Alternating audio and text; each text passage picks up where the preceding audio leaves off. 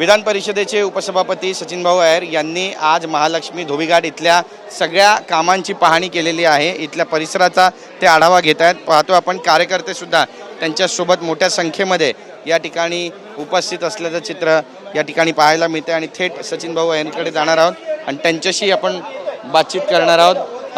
सचिन भाऊ, आज संपूर्ण महालक्ष्मी परिसर, धोबीघाट परिसर, राम मंदिर या ठिकाणची तुम्ही पाहणी केली, काय तुमच्या निदर्शन? नाही, कोळीवाड्यावरून आलो आम्ही। कोळीवाडा आहे, पापन मार्ग आहेत, आपल्याकडे मेजर इन्फ्रास्ट्रक्चरचे जे विषय आहेत त्याला चालना मिळायला पाहिजे। आता आपण नेहरू सेंटरवरून घेऊन आपण वॉक थ्रू काढतोय आपण कोस्टलपर्यंत जाण्यासाठी, कारण हजारो लोक कोस्टलला जायला बसनी जातील का, तर ते प्रोजेक्ट आहे। इकडे आपण शिरीन टॉकीच्या इकडे गॅमन इंडियाच्या माध्यमातून फ्लायओव्हर झाला होता, पण कित्येक वर्ष तो फ्लायओव्हर पुढे जातच नाही आहे, तर ते त्याला दक्षता द्यायला आहे। आणि मी असं सांगितलं की याच्यात लोकांच्या बिल्डिंगा जात आहेत, त्यांना पर्याय घरं कुठे देणार आहात? पर्याय घरं जोपर्यंत दाखवत नाही तोपर्यंत हा विंग तुम्ही एबेन्समध्ये ठेवा आणि तो जो विंगचं काम चालू आहे ते करणार। कोळीवाड्यातले रस्त्याचे आहेत, तुम्ही बघितलं असेल कालच दुर्दैवाने बुलेश्वरला जी घटना घडली, आणि अशा घटना मुंबईत होता कामा नये, म्हणून पूर्ण मुंबईतले जे खड्डे बुजवण्याचं काम केलं पाहिजे।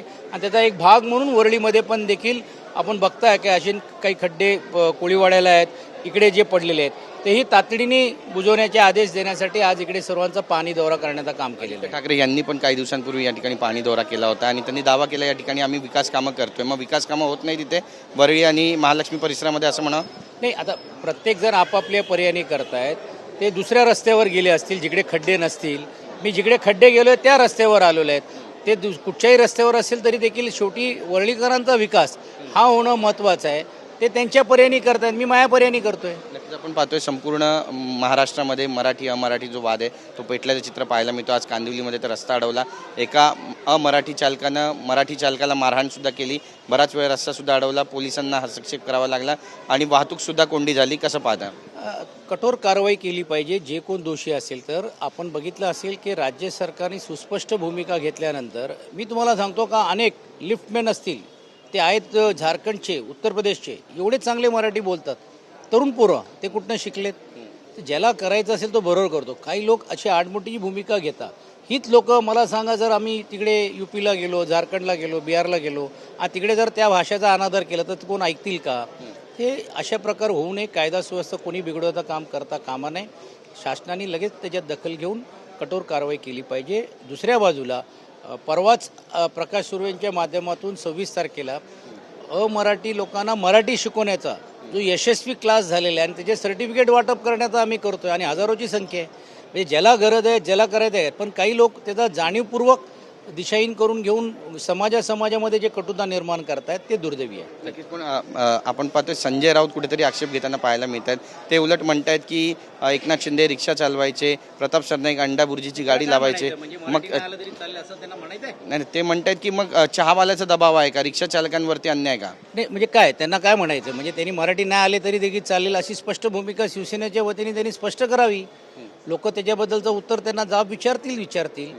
मी तुम्हाला सांगतो, मी राज्याचा परिवहन मंत्री होतो 2013-14 साली, ज्यावेळी काँग्रेस राष्ट्रवादीचा सरकार होता, तेव्हाही नियम होता, अंमलबजावणी होत नव्हती।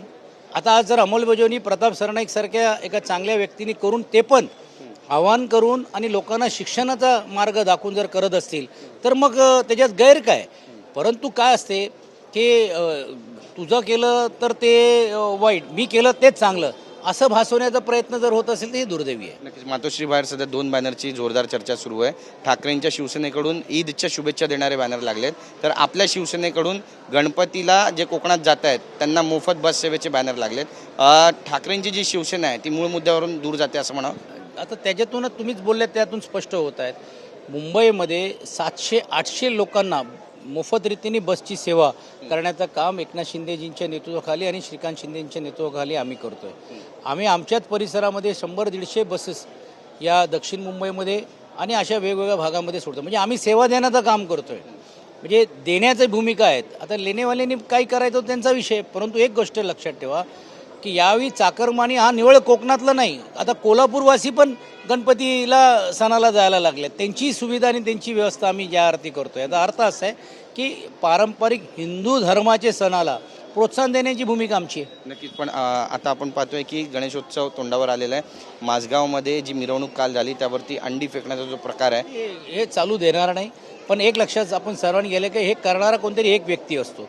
तो एक व्यक्तीमुळे पूर्ण समाजालाही दोष देता येत नाही. परंतु अशा व्यक्तीवर अशा गोष्टी करण्याची हिंमत कशी होते हाही एक प्रश्न निर्माण होतो. आणि म्हणून मला असं वाटतं कायदा सुव्यवस्थेच्या दृष्टिकोनातून शासन योग्य रीतीने दखल त्यांनी कालच घेतलेली आहे. DCP कन्सर्न तिकडे आलेले आहेत. मंडळांनी पण चांगल्या रीतीने सहकार्य केलेले आहेत. अशा घटना पुढच्या काळामध्ये होण्याची आणि वाढवण्याची शक्यता आहे. मी मंडळाला आवाहन करीन की अशा कुठच्याही लोकांनी जर असे आले तर तातडीने तुम्ही पोलिसांकडे ही जबाबदारी द्या.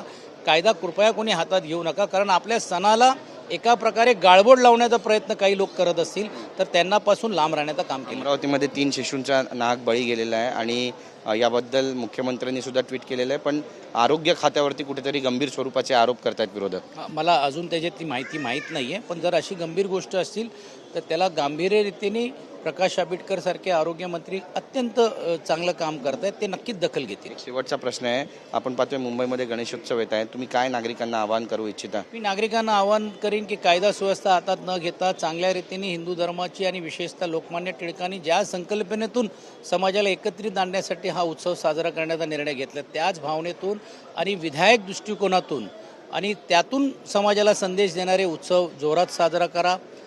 आनंद घ्या. त्याचबरोबर जाणीव देखील ठेवा. आणि गणरायाचरणी मी एवढंच या निमित्ताने प्रार्थना करेन की त्याचं आगमन होईपर्यंत ते जाईपर्यंत मुंबईकर आणि विशेषतः राज्यामध्ये सुखरूप रीतीने हा उत्सव चांगल्या रीतीने साजरा व्हावा अशी अपेक्षा. धन्यवाद आमची बातचीत केल्याबद्दल. कॅमेरा पर्सन योगेश गुरवसह गिरीश गायकवाड, TV9 मराठी, मुंबई.